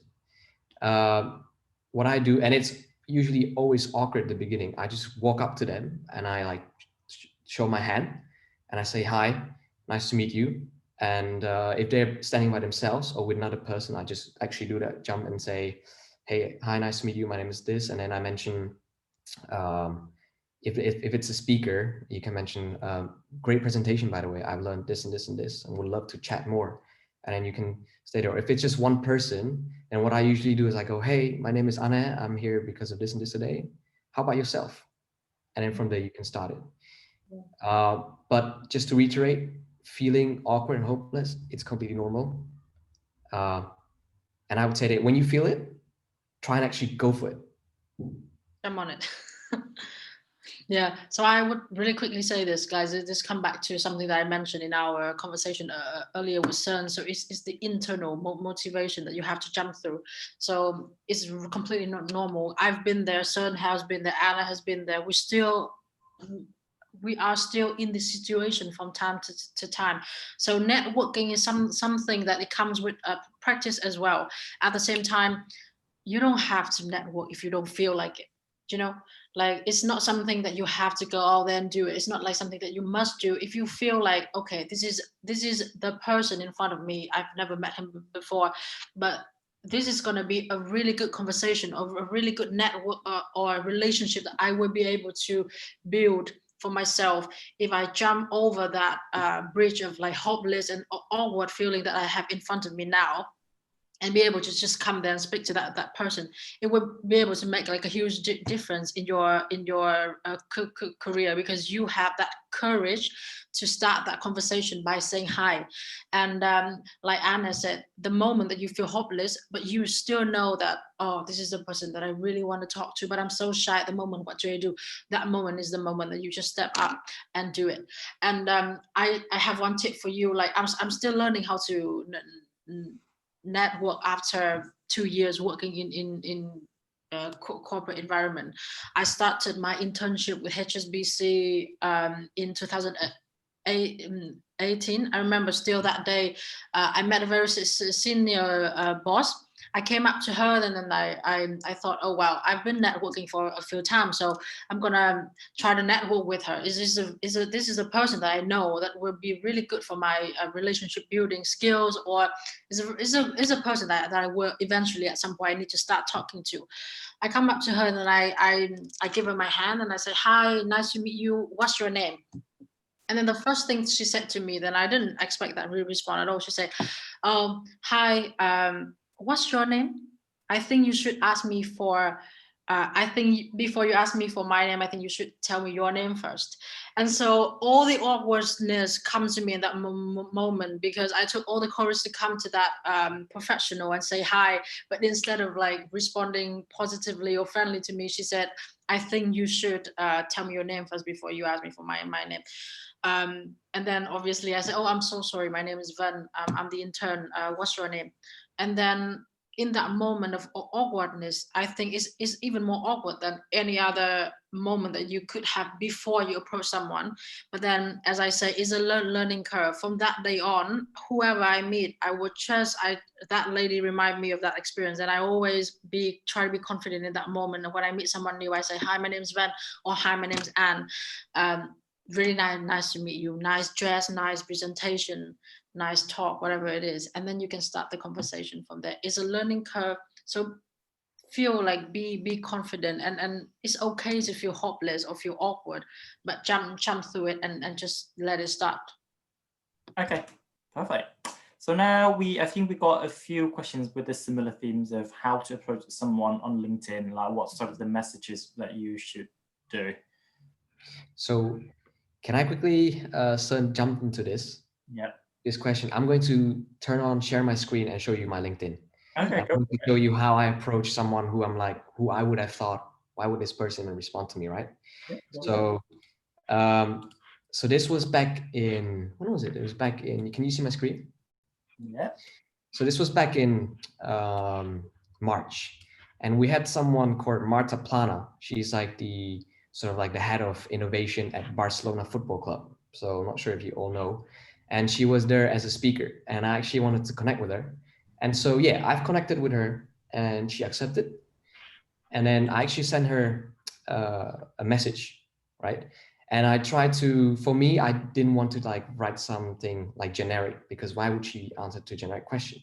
I've actually tried and write something that's like personal to me, but it also helps connect with her.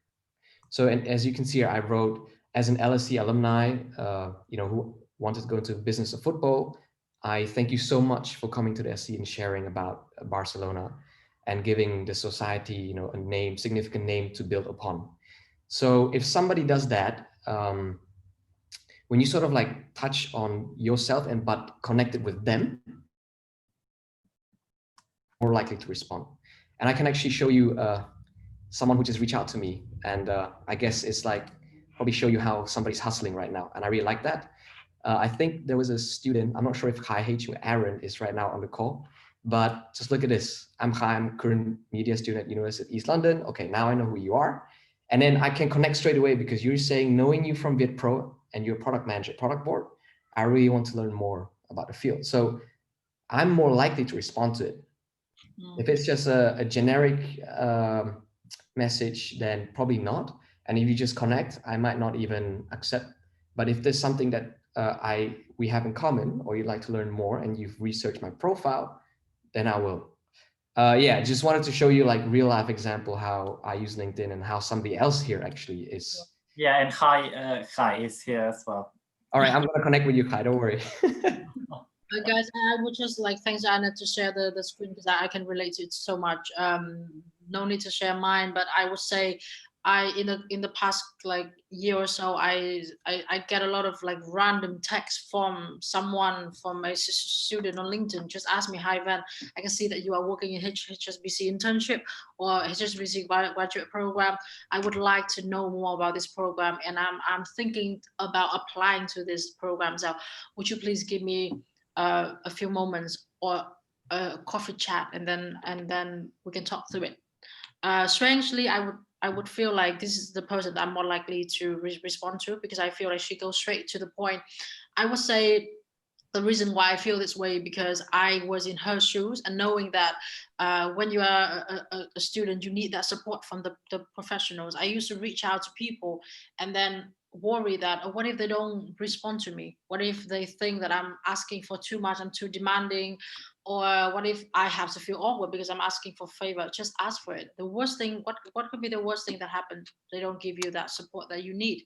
But if you don't ask, you never know. So I would say just go out there, introduce yourself, and ask for the favor, ask for a conversation, ask the question. And who replies to you will reply to you, and then that's one of the tips. And from us, from the standpoint of a professional, I would say all the questions I have from the strangers who are students, I'm more than happy to reply to them. So I don't think there's a reason why anyone else wouldn't. Yeah, I think there's other questions here just to saying, if I want to ask for referrals from VietPro member because I'm applying to the company they're working for, what should I do? This is going back very similar to Ron just saying. Sometimes I got this questions, this message of saying, oh, I think I'm very open when it comes to, I really want to get to know about the company. But when it comes to referral, it's a bit different, because if it's just like, this is the first time that we talk on LinkedIn, and basically I don't really have any power in terms of the HR or to do that sort of, and to do a referral, I really need to get to know you a little bit before I could do so. So again, it just, even VietPro members or anyone else, I think referral comes a little bit afterwards, after you establish the relationship. I wouldn't say you do it right at the beginning, but the first question should just be, as I'm just saying, oh, I would like to get to know the company, can we have a chat? I would say that's a better approach. Okay. Mine asks, would you recommend bringing and taking notes while having conversation with a professional? It really depends, isn't it? I wouldn't say you need to, but of course, if that makes you feel confident, because there may be something that you want to take note, do it. But again, don't make it look like it's like it could be something interrupting your conversation. It could just be like, make it natural. It's the same way if you talk to a friend and then you need to write down something. Make it natural. Don't make it feel like you're going to write out everything they say. But obviously, if that makes you feel a bit more confident because there's something you need to remember, then I wouldn't say it's a recommendation, but I would say it really is up to you and the circumstances. Perfect answer, so I have nothing to add to it. Because it's the perfect answer.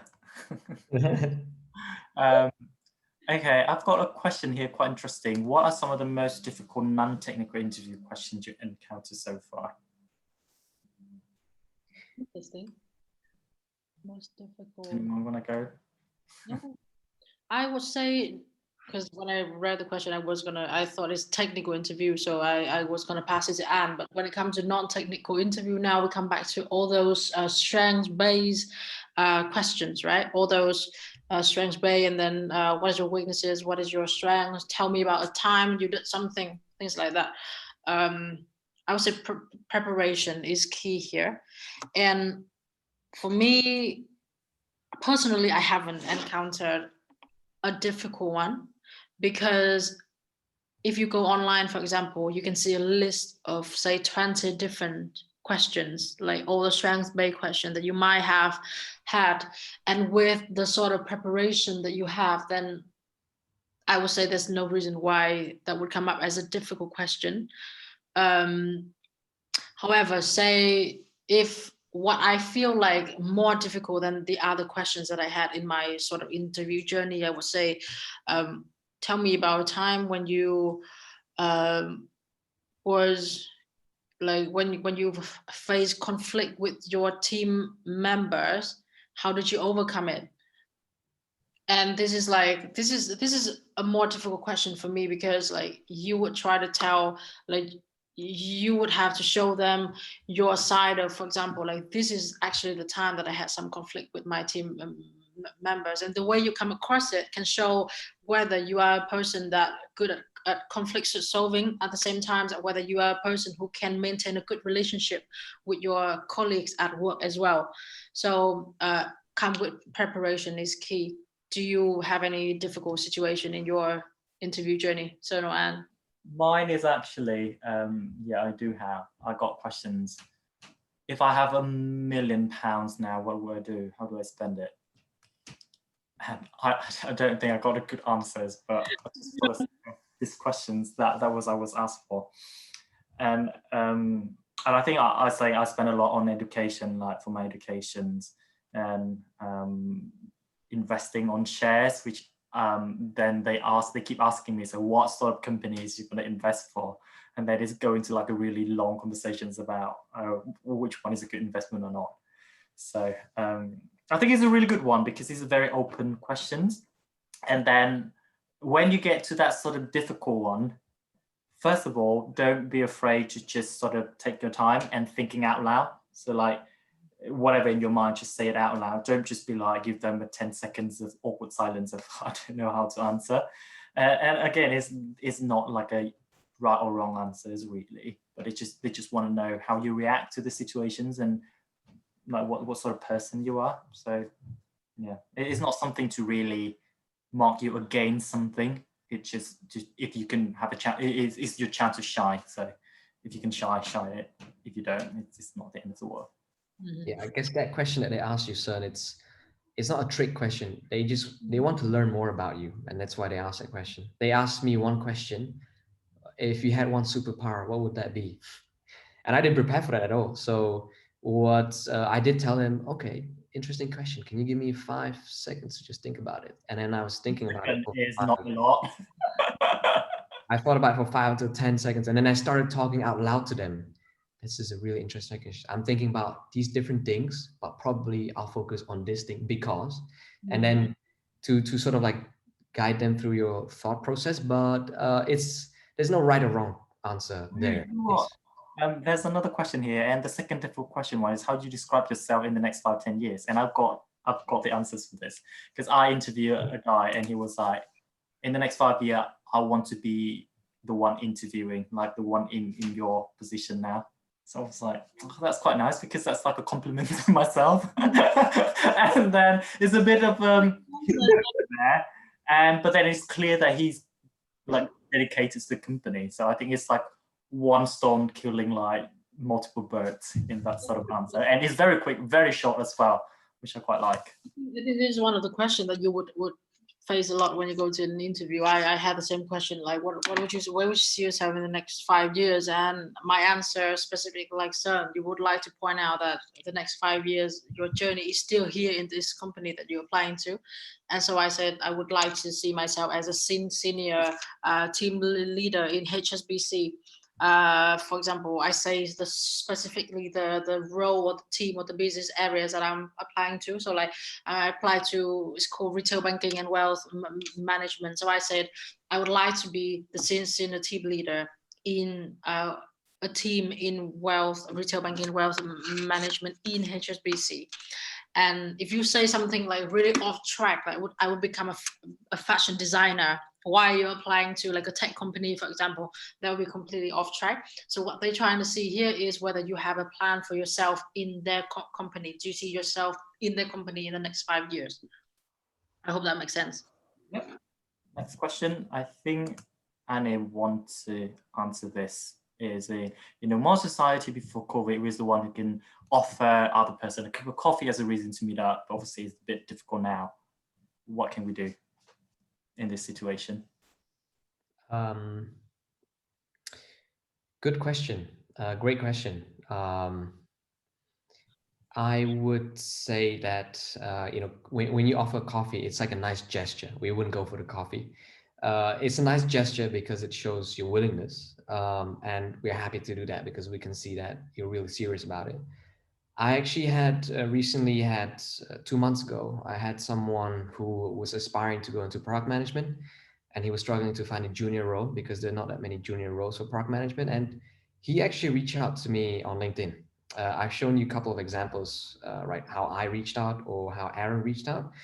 And this is someone who reached out. He wrote it in a really concise manner why he wants to speak to me and what he wants to gain out of it. So I thought to myself, why not speak to that person? Because I know a little bit about him now. I can see that where he wants to go, and I have a bit of time, so I can take the time to speak to them. It also depends on the professional. If they're very busy, they might not respond.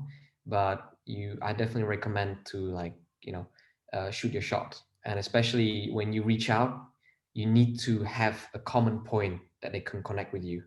If you don't, then I'm very sure that they will not respond. So yeah.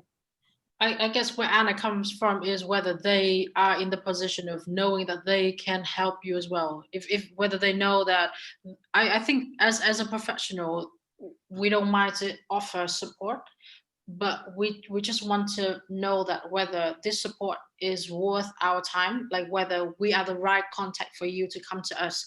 So by Anna saying find the common point, say whether you would like to apply for the role that he's doing, or say you apply to banking, for example, or in any other way, you can come to me and say, oh, I used to have like language barriers, for example, how did you overcome it?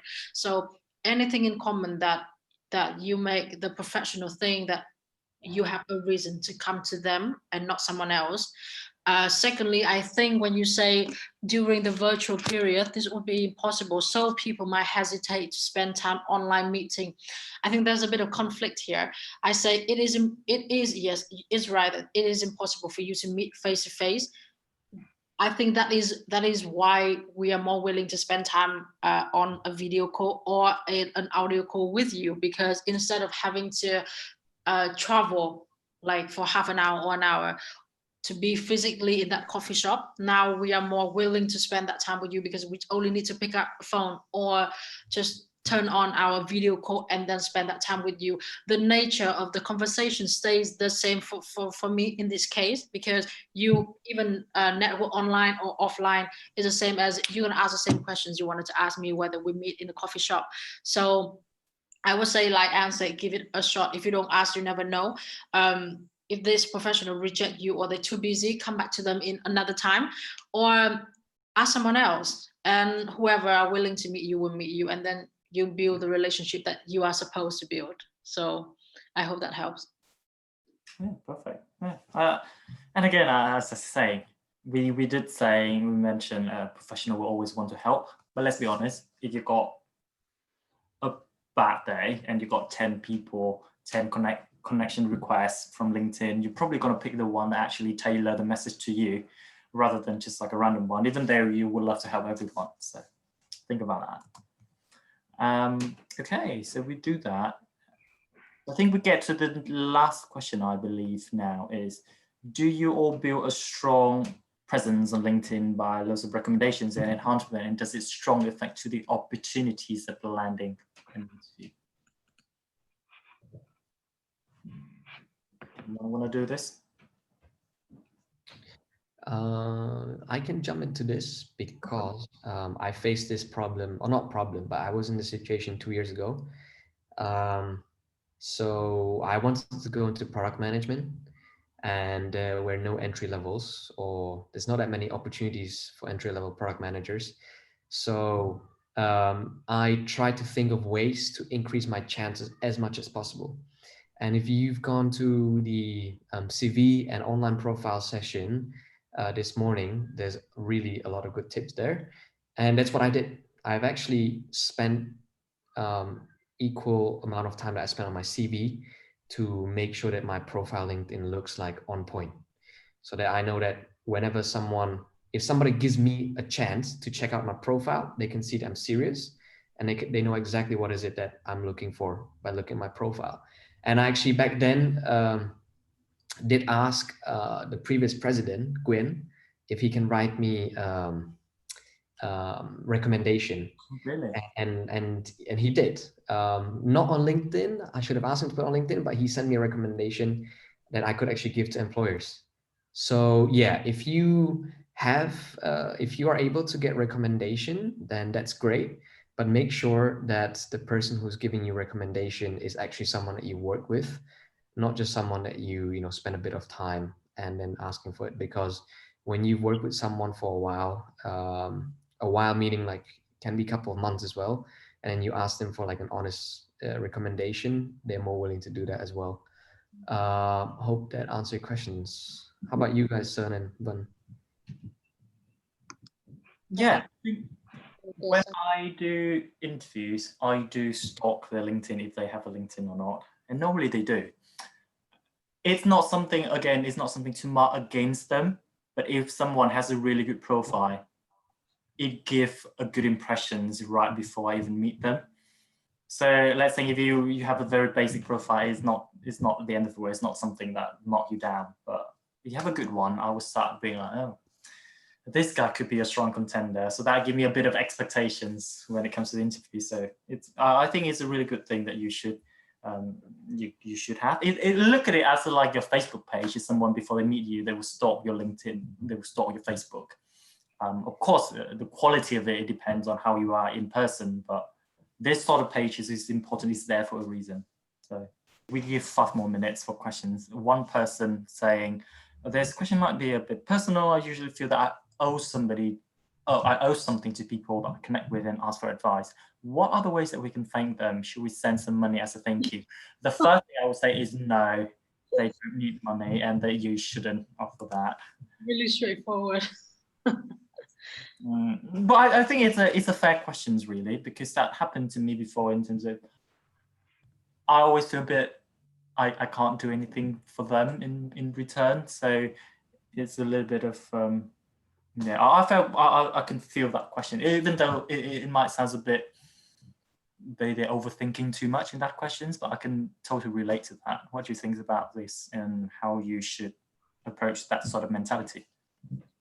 I think this comes to not just a work relationship. It comes to any sort of relationship in life, in general as well. Friendship, family members. This is like a more psychology sort of topic that I want to talk about. You know, like I'm not a psychologist or any expert in that, but when I look at these things, we've all been there. We have always the people that go out there and seek for help, and then when someone do something to you, then you feel like, oh, how am I going to return this favor to them, because they are in such a high position professionally compared to me. I'm in the position of like a junior speaker and a starter. How am I going to be able to return? It looks like clearly you're not in that position to return any favor to them, like professionally, for example. But however, think about it, this is a give and take world. So you do things for other people, people do things for you.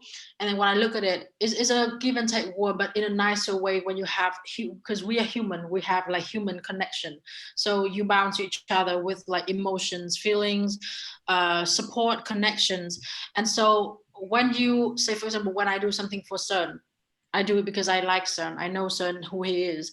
Or I say if Sun is a student who comes to me and asks for help, the reason why I help Sun is because I come from a place that, I used to be in the position of this student. So the reason why I choose to help this person is because I think it's going to make a huge difference for their life, just like the way someone else has used to help me in the past. So I would say, where that connection comes to you, build that with all the opportunities that you can, but you don't have to feel bad in terms of like whether you can return that favor for them. Think about just, I think when you come to that place, even like money or gift or what you can do or what you may not be able to do, maybe just try to eliminate all those thoughts by thinking this is a very positive relationship that I start to build. Someone comes to help me with something. This is a very positive relationship, the start of a relationship that I can build with them.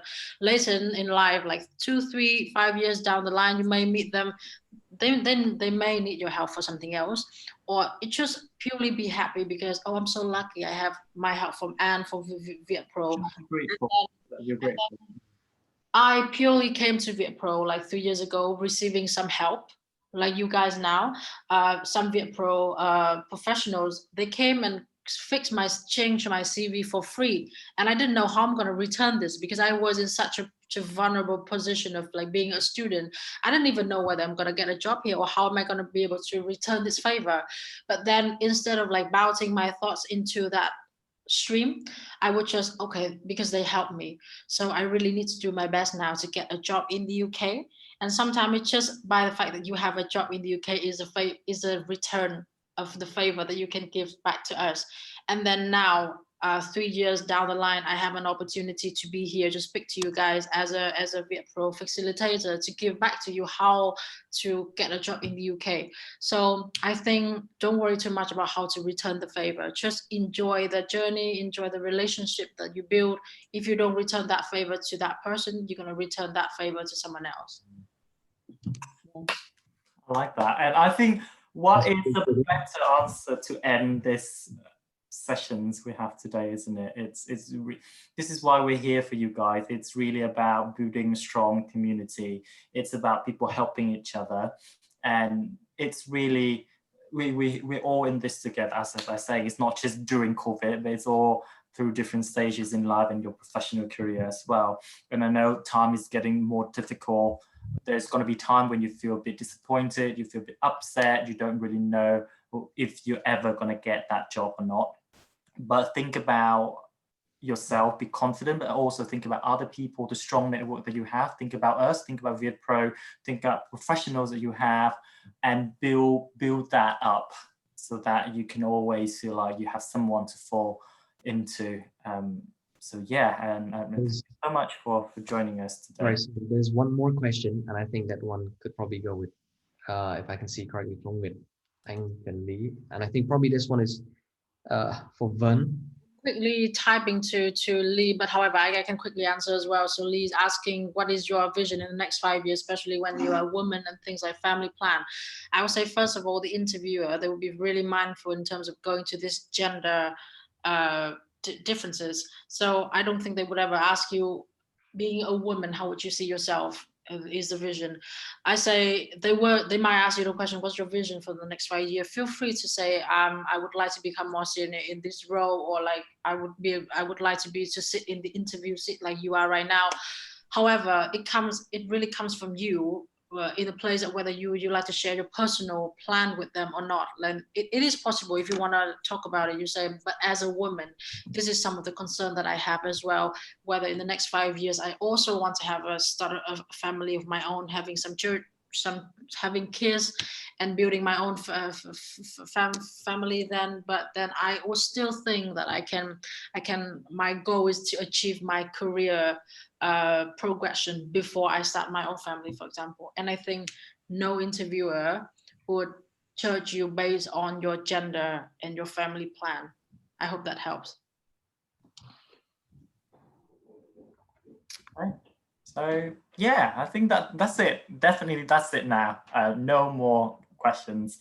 So thank you everyone. Really, we have a really cool, interesting sessions, loads of good questions as well. And I know that within 2 hours we can't really cover everything, but that's why we're saying it's not the end of Prospect. This is the beginning of Prospect, because we're gonna be in touch and we want to hear from us, all the story, the success, the failures. We're a big family. Make sure you join us on Slack, join us on Facebook, and keep in touch. So thank you everyone for spending your time today, and I will see you guys very soon. Thank you. Thank you. Bye. Thank you all. See you. Have a good day. Cheers.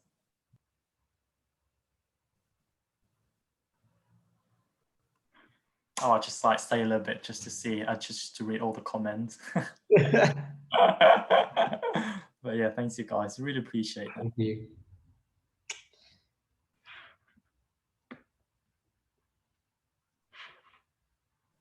Oh, thank you. Okay, I'm gonna go off now. But yeah, amazing. See you everyone. Bye bye. Cheers. Bye.